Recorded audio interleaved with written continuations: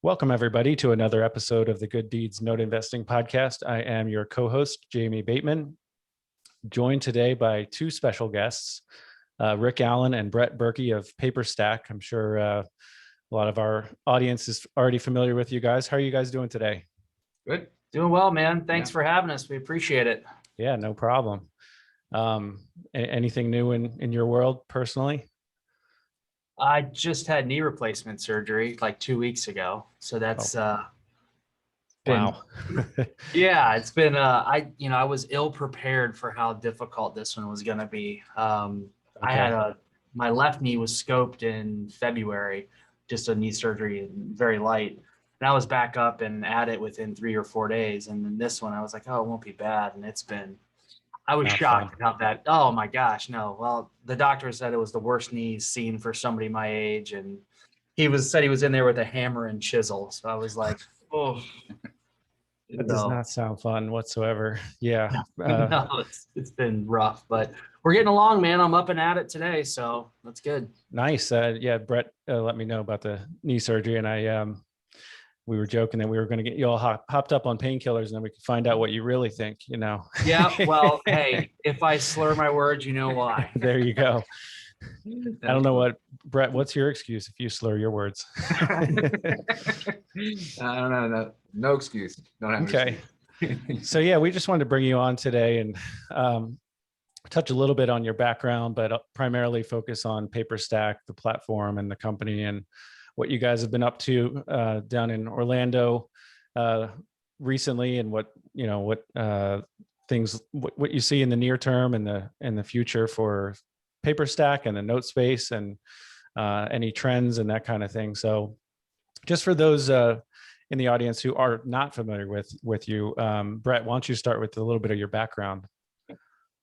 So I'm the guy who basically at Paperstack runs the support and marketing and all those things that try to bring in traffic and new people. My background is in marketing, so I come from extensive background since 2005 of just running online traffic. Did it for other companies, agencies, startups, and brought that to Paperstack. So didn't bring the note knowledge. I've learned a lot along the way, but that's really my primary focus. I love that part of it. I love looking at the metrics of what's tweaking, trying to get the numbers better for paid search, ranking, stuff like that. So that's my background.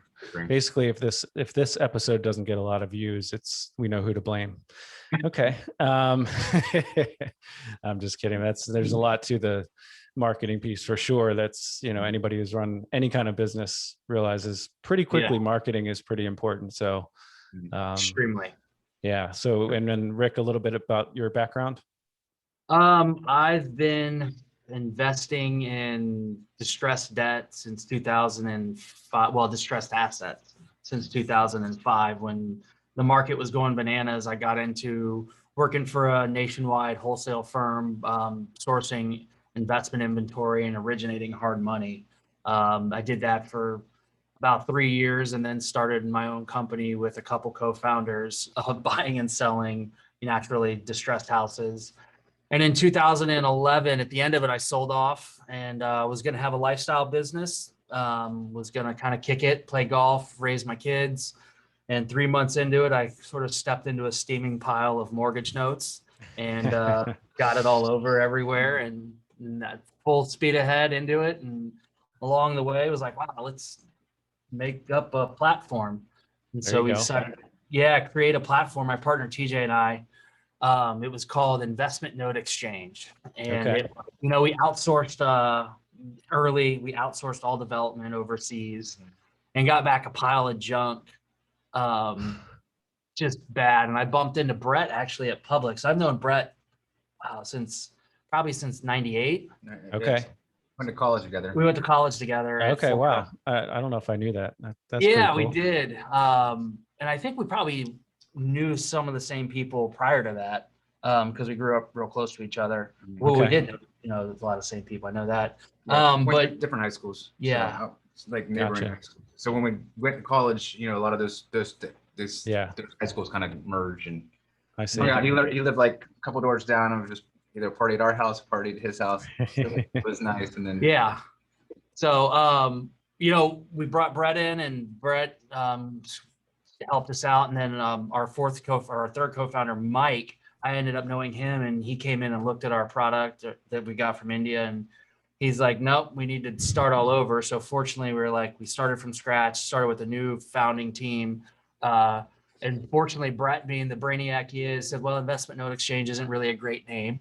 We should probably do something a little more marketable. And so we all kind of put our collective heads together, and Yeah, it was the 2 E's for me. I was like, note exchange. I was like, this people are gonna mess this up all over the place. I was like, it's gonna be messed. So it was long. Yeah, it was long. So we came up. I think we must have just like kicked around ideas, and Paperstack is what came out of it. Paperstack was a joke. It was a joke because I was like, we were looking around the room, and I was like, oh, it's Paperstacks. It was because all just boxes of mortgage notes, and like Paperstack. And then we tried to buy the one with the K, and some dude owns it and just won't let it go. And I was like, well, without the K, it's available. Actually, I think it looks better. Like it does. I'm like, oh yeah, it's very, very modern, very today. Yeah. So I was like, oh, it's good. And, this will, at the time we didn't think about it. We were just thinking, notes in general, but I'm like, this is applicable to any type of vertical of paper stacks. Yeah. Yeah. No, I like that. I like the name. If you guys keep doing well, that guy might be trying to buy the one with the C, right? From you. Oh yeah. He's a unique guy. Yeah. If you ever just go paperstack.com, he's like, he's in England, and he hosts like dance studios and tea parties. And he's got like a weird cat called Mr. Jinx. It's a really bizarre Jinxie cat from Meet the Parents. kind of something like that. And it's just funny. You go onto the website, and it's he's he doesn't put a bunch of effort into the website. It's just more so just like a hobby. So it's just funny. But he was like, and I think the first thing he says on the website is it's not for sale. And that's probably because of us, because I think we might have hit him up every 6 months. Like, hey man. Borderline harassment. Gotcha. Yeah.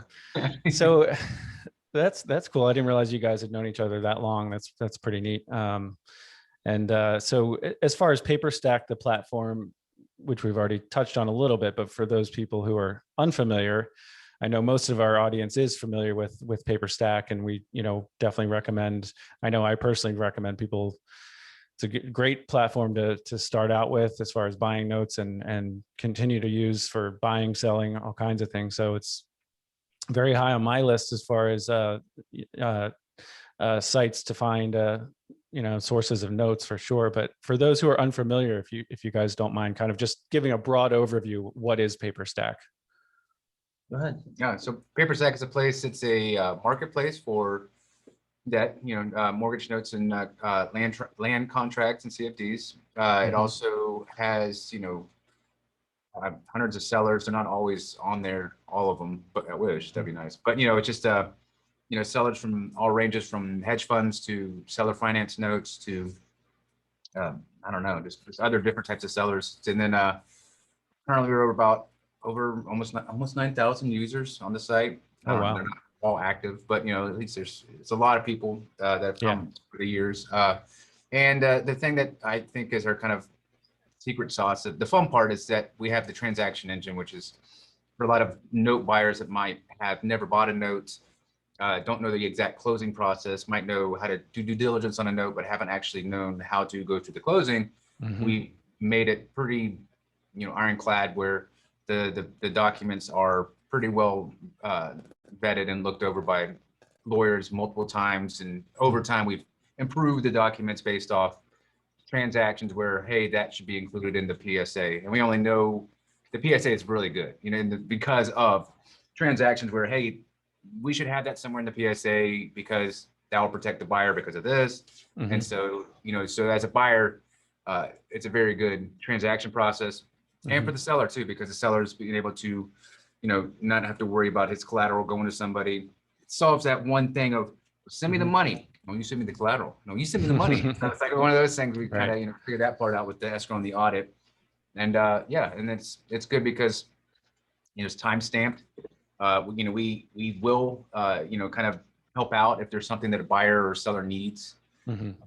So it's one of those just to kind of facilitate the process and transaction. Yeah, it's super efficient. I think that was the biggest thing, is like our efficiency. Mm-hmm. I've closed deals on Paperstack and I've closed deals off Paperstack, and Mhm. hands down, using Paperstack, it's what for me, Mhm. it's well worth it. I'm like, it's just makes everything so easy. Yeah. And then, you know, the transparency of the collateral audit and the escrow makes it to where Yeah. you can do business with anybody, right? You don't have to know them. So I think it's been a hit so far. Yeah, absolutely. Yeah. So what, as far as other, competitors out there, who would you say, if you don't mind talking about that a little bit, what are some of the other platforms and how are they maybe a little bit different? I think so. There's obviously Notes Direct is probably in the Mhm. retail space. Mhm. That's going to be I'd say our biggest competitor. Mhm. They're established. They've been around a while. They're Right. maybe not necessarily as open as a platform as we are. Mhm. And their process, and not just their process, pretty much anybody else in our space, um, they don't have that end-to-end solution. Mhm. They don't have the communication, the synchronized communication on the platform. Doc generation doesn't happen on the platform. Escrow and Mhm. audit not baked into the platform. So everything, I mean, pretty much most of the other marketplaces out there are just that. Mhm. It's just a marketplace. And then once you go, it's time to start buying and selling. It just moves back sort of the old way of doing things Mhm. with emails, spreadsheets, and Right. attorneys. So I think that's kind of the biggest differentiator is we sort of really focused on harnessing the digital environment, Mhm. having everything Sure. happen in a walled garden. It's Yeah. nice to know that if I'm communicating on the platform and I said something, I know exactly where I can go find it right in my Mhm. time. I don't have to Right. go searching through email strings because if I'm doing business with one person and I've got multiple deals going on with them and it's through email, Yeah. who knows Yeah. where I said what on which email string or which one they said it, and it Sure. becomes a nightmare. So I think those are probably some of the biggest differentiators. Yeah. Makes sense. I And mean, yeah, I've used both platforms. I don't think I've actually bought through Notes Direct, but one other thing that I do like about Paperstack is that you can actually negotiate the price. I think with Notes Direct, it's a fixed price. I could be wrong about that, but Mhm. um, I mean, for newer note investors, I recommend actually both those sites to check out as far as kind of being able to see some pricing and what's out there, and also running maybe some initial due diligence, and kind of just getting your feet wet a little bit. But even for the more advanced note investor, I think it is good to have that checklist to just keep you on track. And like you said, the record of the transaction of exactly what's been said, what's been uploaded and all that stuff. I've found it really valuable myself too. So, Good. so as far as, this year and things you all are working on with the site, is there anything, recent updates that we should be aware of or anything that's in the works? Yeah, quite a few things. Right now, we're wrapping up sort of our partners portal, which will allow us to onboard Casey Wilson as our collateral audit company. Okay. Um, and it's going to open up a whole suite of services from due diligence to recording to imaging to just a bunch of other options. And then even a more in-depth collateral audit that can be ordered right from our platform. So really excited about that. Shortly after that, hopefully by the end of the summer, we will have launched like an a la carte closing product that Okay. will allow people, if you've already got the seller and you're the buyer and you don't need the platform and you just want to do a discounted closing, you can utilize our closing process without Okay. having an asset inside the So inside. basically it's like you just said, but so I'm not going on the site to find the deal. I already have the deal set up, but I don't have The my closing. purchase sale agreement or, Right. all the documents necessary. So I can use your platform just to execute the transaction, not so much find the deal. Is that right? Exactly. And Okay. uh, we're going to make it available to other platforms. Okay. So other marketplaces will have the ability to sort of start transitioning from just a marketplace that moves offline to allow them to start utilizing our closing back end. So that'll be nice out there. And Okay. then think the final thing is we're diving into an enterprise product that will cater towards more institutional level trades, maybe trades that are happening that are maybe a $10 million trade or a 20, 30, 40, $50 million trade, and opening it up to, the enterprise customers, the guys who are, the Roosevelts, the Apollos, the folks who are buying and selling large amounts of inventory. We'll have an enterprise product out there for them to use, which is huge because it's going to feed our retail marketplace as well. We're already seeing some pretty exciting stuff. We're seeing some actual banks come onto the platform and start acquiring and start liquidating through the platform. So just the more enterprise stuff we can provide them, it's just going to feed the retail marketplace, which will, for then the guys in the retail space, and we just call it the retail space because that's a lack of a better term, but maybe the folks who are operating with 10 million or less in capital, they're just, it's gonna more inventory, more stuff to choose from. So should help with competitive pricing, and that's good. Help everybody. It sounds like. What's it called, Brett? What? A rising tide? Oh no. A rising tide lifts all ships. Yeah. I always just butcher it. Yeah. Brett likes the sayings, right? I do listen to your podcast, and Brett, you've got all the sayings nailed. He's the Ted Bundy of sayings. He will butcher a saying no matter what. Yeah, I don't know why. So with our podcast, not that you guys don't on yours, but we do. Chris and I definitely like to try to keep it real, and nothing's perfect. There's no perfect asset class. There's no perfect exchange platform. Right. So, at the risk of making this episode sound like a Paperstack advertisement, why don't we pivot and say, focus on a couple of things that maybe have not gone as well as you would have hoped in the last few years. And, besides things that you're working on, but to make the site better, things that actually have kind of maybe not been a failure, but not gone as well as you would have hoped. Does anything come to mind? Oh gosh. Yeah, we can definitely talk how long it's taken us to get the note closing things out. Yeah, development in general just takes forever, man. And when you have we've done really good, and we've built a company with very small amount of funding. So we've had one developer, right? So for one developer to put together our platform, it's just ridiculous. And when people say full stack developer and they use that term loosely, I'm very intentional when I say it, that Mike is hands down the best developer I've ever seen. Now, is that full stack with a CK or just a C? That's a full stack with a CK. Okay. But there's also been, I remember when we were first launching, we went to a note school event, and we went there, and literally we didn't have much of anything. We had a log-on screen. We had a login screen, and literally somebody was there, and Mike was showing them the login screen, and they walked up and they go, "What are you even doing here? Why are you even here?" Mike wants to find that guy at every conference. He's like, "Where is that guy?" So show him what we got here. That has sucked. Raising capital has been. I was maybe misinformed whenever I raised capital for buying notes. Okay. It was a one shot, one kill. I walked into somebody's office with a spreadsheet. I showed them what they did, what we were doing. And they literally said, "Look, I'll give you $1 million. Do you want it all today?" Wow. And and that was my first experience raising capital. So I was like, shit, raising capital is easy. Right. And when we go to raise capital for a startup, it's been very challenging, especially locally where we are in Florida. So that's been something that has been more of a challenge than you expected. Yeah.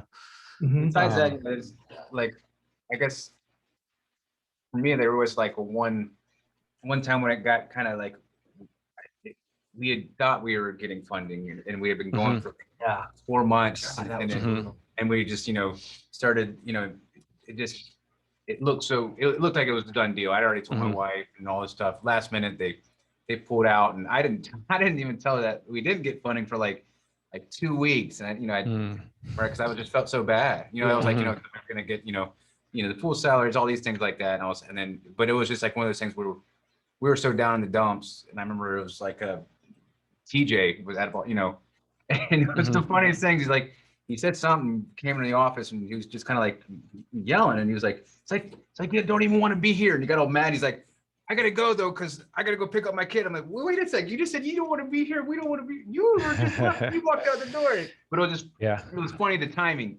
But it was like, okay, but it was like, get back on the horse. It's not this show's not over. Let's go. Let's kick ass. And so we went to the new year, because that was in December. Yeah. And then I was like, all right, this we're gonna, this isn't, you know, we're not giving up. And so then it was after that, and then it started, you know, to really get going. And I think it's important for people to see, you know, it's entrepreneurship and starting a startup, if you will, is not easy. It has ups and downs, and it's a roller coaster. Did you have something to add onto that, Rick?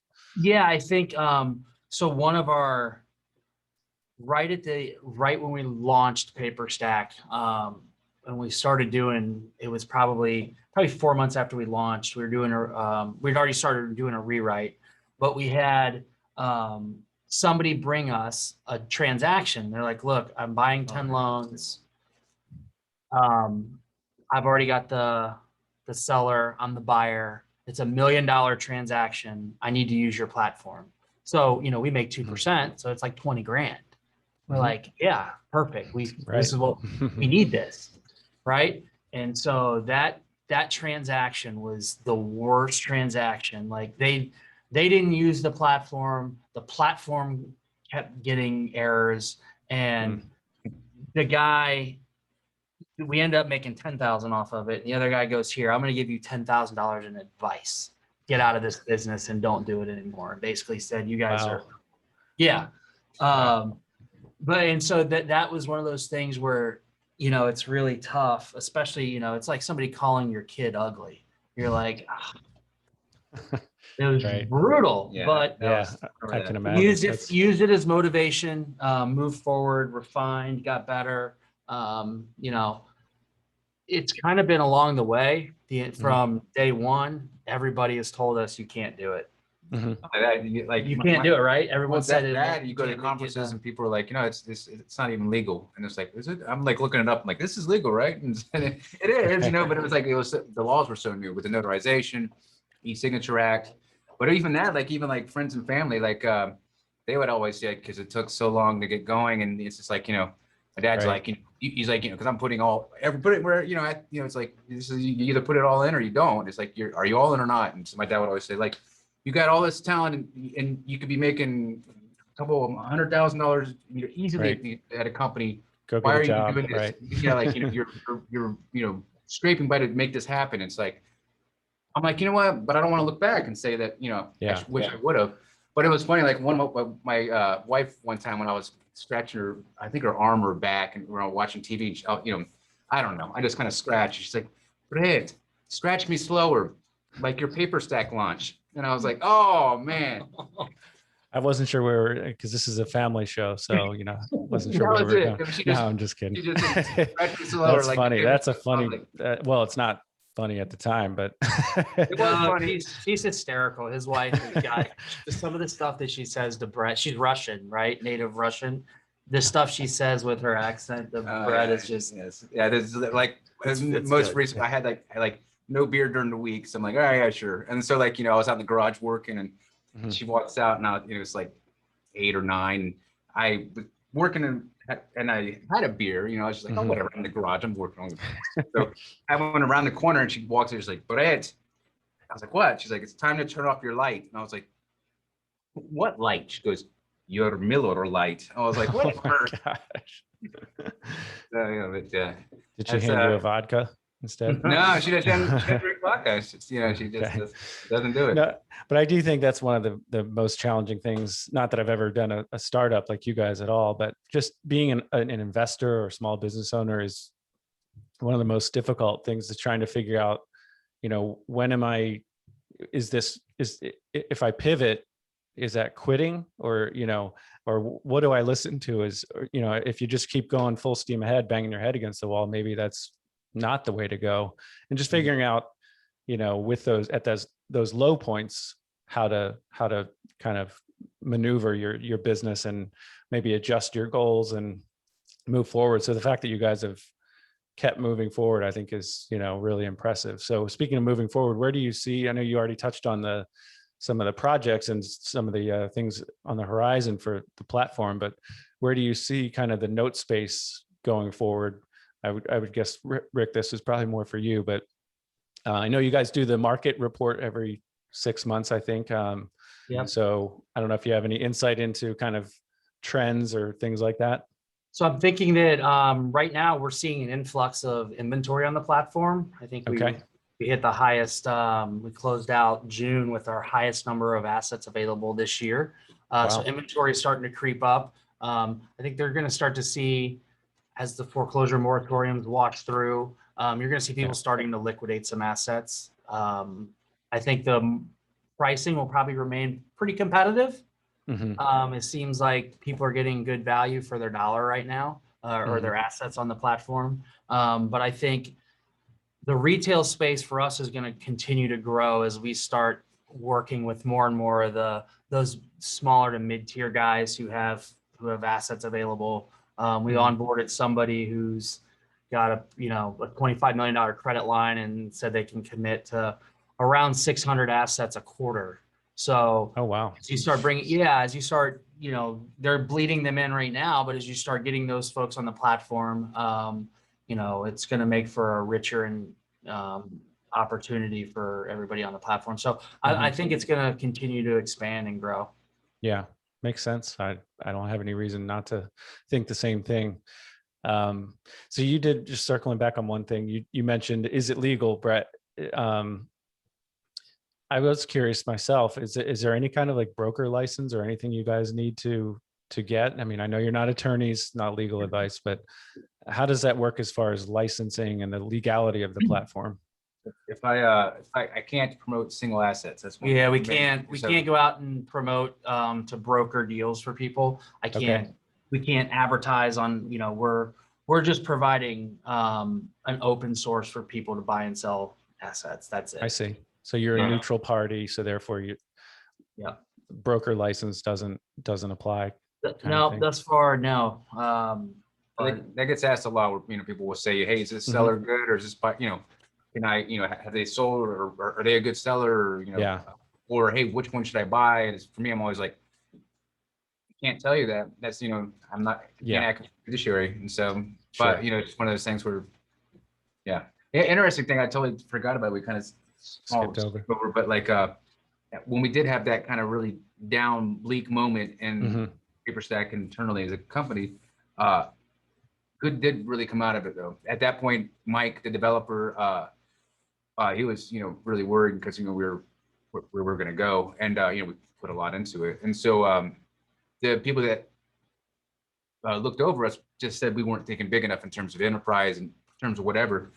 So out of that, you lock Mike in a room for a week and he'll come out with something crazy. And that's exactly what he did. And that's the vision that we have now, came from that bleak moment, was because otherwise we always knew we were going to be going enterprise, but it was further down the road in our, now, when you say enterprise, what does that mean exactly? It means catering to the big transactions, catering to the guys, right now the retail space accounts for, 0.5%, the secondary market is $789 billion are traded annually in the secondary market. You look at what's going on Paperstack right now, and it's like 0.5% of that, right?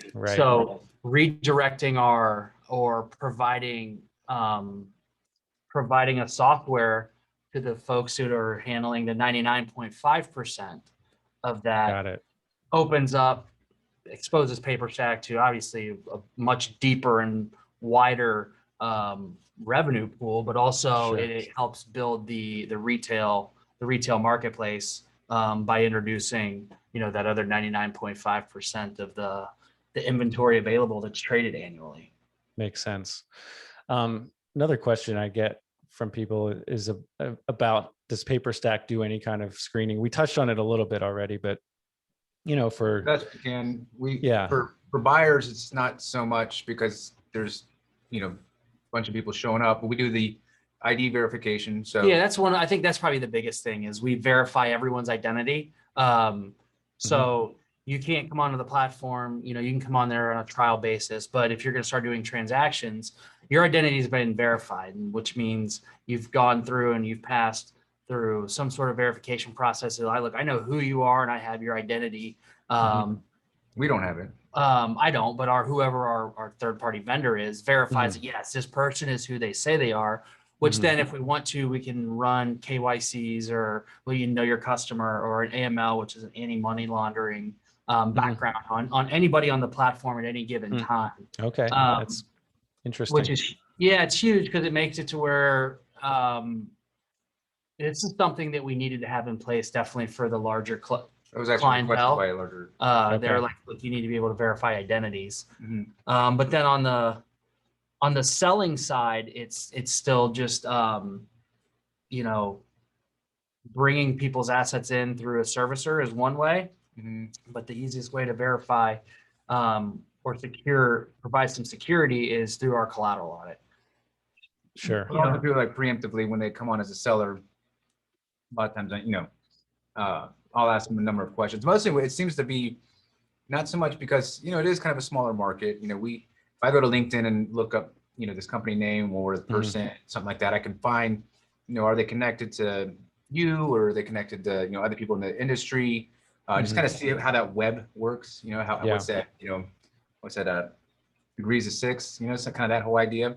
6 degrees of separation. Yes. There goes Brett with the sayings again. Nailed it. I knew it was only a matter of time. It was only a matter of time.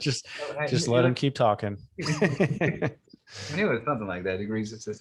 Yeah. No, I mean, but at the end of the day, and I've told people this, it's I think I mentioned this on your podcast, but I don't expect Paperstack to vet the person I'm transacting with. I hope you can do some level of due diligence on them, but at the end of the day, that's not you're just bringing us together, and it's really on me as a buyer or seller to determine who I want to do business with. At least that's my personal view. So perfect. Yeah. Enough said on that. Well, there's also we can see also too when someone's like there is like a limit. So like if somebody comes and tries to Christmas tree the site, which we don't have that anymore. I have not had someone come and do that in the longest time. But there's can you explain for people what that means? Where basically they just go down the list. They're trying to maybe broker all your deals. So they just go out and give you offer accept. They just blast offers out. So they'll go in and just offer 50 cents of your sales price, 50 cents on the dollar for your sales price with with no real, we pride ourselves in look, you can negotiate. That's the purpose of the platform. Negotiate. Some are firm, some are blind auction. But when somebody just comes in and they just offer half of what you're asking for no basis, those people usually go away pretty quickly. They either get there's a flag now. There's a flag in place, so they can't start. I think it's over 5 transactions, and 5. Maybe someone legit has, is curious about so many, but and once that's like 5 in a day, and then once they verify their identity. But a lot of times, if it's like somebody that's just trying to they're just going to waste your time, and they're just going to try to maybe shop it out or something. I don't know, but they once the identity thing comes in place, and then they have to usually kind of talk to the platform somehow, and you can start to see it. They're kind of like, and they just kind of go away. So it's at the protection of our sellers. We want both great buyers, great sellers, but sellers put a lot of effort into creating a seller listing and putting all the node data and having files and they have the inventory. So yeah, right. There's that. They've got the inventory. Got to please the seller. No, I remember you guys have mentioned because I've had this happen to me where I think Rick, you were talking on one of your own episodes about buyers saying, well, how much did they put down or something? What was the down payment on this deal? Yeah. And it's like that happened to me where it's like, okay, I'm selling this note that was originated in, I think it might have been 2005, and it's like, I literally have you ever bought a note before? Do you know what you're talking? It's like, it's like, really? It doesn't matter. It's like, it doesn't matter. That was 16 years ago. Bearing on anything. The property value has gone way up since then. It's not relevant. So, that is pretty annoying, that kind of thing, but I don't know that you can fully weed that behavior out. I mean, that's not the worst thing that could be happening on a site like yours. Pretty much, yeah. That's very true. So yeah, I mean, as far as like, your other, so you have your fund as well, is that right, Rick? How does that all play together? How do you guys, how does Paperstack work with your fund? So we do have a fund. TJ is, I haven't had not much active management in the fund, but the fund actively is buying and selling on the platform. Mhm. You know, prior to having the SEC fund, Money with Meaning fund, we had a kind of a friends and family fund that we've begun winding down. It's almost closed out, but that was, we built Paperstack really for that fund Okay. to start liquidating assets. And Gotcha. so, I would say Money with Meeting Fund is just they're a customer of Paperstack. They provide, they list stuff on there, and that's the extent of it. They'll buy occasionally off the platform. So I mean, that's it. They're just Yeah. an active user with, always providing feedback, which is good. That is good. TJ asks questions and support, just like everyone else asks questions and support. It's funny because I'm like, oh, hey TJ, because I haven't talked to him, because now that we're all kind of remote. I mean, we come in the office, but TJ, he works from home. Yeah, he works from the house. Like, I've never seen him anymore. So him and Miriam maybe every so often, randomly, if we need to stop by our house or something, but you just don't ever see him. So it's like, oh hey, how you been? Oh, what do you need help with? But he's always like, he's just as like, because he had the vision with Rick, and he's like, it's neat because he'll say things like, well, how do I do this? I'm like, oh, you go and do this and that, because he doesn't know. And he's like, you guys actually finally did this? I'm like, yeah, it's already on the site, man. It goes right there. Or like private listing. That's one people don't know about. And it's not that a lot of people don't even, like, very few people use that feature. And it's like one of those things where, you have your buyer already. Oh, it's kind of like the lead into like the note, like having your own white label note closing thing where you can be anything. But right now it's already there. If you're create a listing, there's a button that says private listing, and you're given a link. And so he already had somebody like, look, I just want to sell it to this guy. I don't want to put it on the marketplace and do all this. And how do I do that? Is that possible? And it's like, yeah, man, private listing, click the button, get a link, send it to him. You're the only one who sees it. He's like, wow. I can imagine that only adds to the value of your platform. You have kind of a built-in feedback mechanism there. And yeah, the feedback loop is always there, which is great. It's Yeah. always constantly, having somebody can pick up the phone and call you and say, here, can you do this? Or, and that's one of the things. It's not necessarily always like, hey, can we build this? If it's already there, it's like, okay, if it's already there and he doesn't know how to use it and he's an owner in the company, let's figure out like, how can we make it to where everybody understands it? So it's been great having the constant feedback loop. Certainly helps out the fund being tied into a platform that can liquidate assets easily. And I'd say it's a step. Used to be an advantage, but now it's just there's so many different funds coming on liquidating assets that it's everybody can kind of do it. And then as we break out closings and offer white label, it'll just be even that much more of a benefit to other funds, or trade desks. Yeah, we actually got a something that's been on there for a long while now, and I guess people don't see it. But Dan Deppin yesterday was like, man, he's like, how long have you guys had this? I was, oh, geez. Well, what is it? The nudge feature. So somebody's not, reaching back out. Yeah, it's like after a day or two, or I think it's after a day or 2 days. 3 days. Is it 3 days? 3 days. Okay, so I don't know, but it like a little button comes up, says nudge the person. I know. I don't know if Chris was the first one to suggest that, but I know he had mentioned that before. It probably was Chris. Yeah, I think he was nudging you about that, but we didn't know how to, like, how do you do this nicely? Like, hey man, like, what's the thing? Yeah. Nudge was the like that's a polite way of saying, where you been? What's going on? Right. Yeah. So as we start to wrap up here, guys, if you don't mind, we normally like to leave our listeners with a note and bolt, and I didn't give you a heads up at all about this. So this could be any kind of tidbit of information, whether it's for a new note investor or buyer, seller, anybody, or maybe even you just want to look back on your own career as far as business owners and a mistake you've made and what you would do differently, something like that. If each of you wouldn't mind just kind of providing a note and bolt for our listeners, that would be great. Oh man. I would say the processes. set up your processes in advance.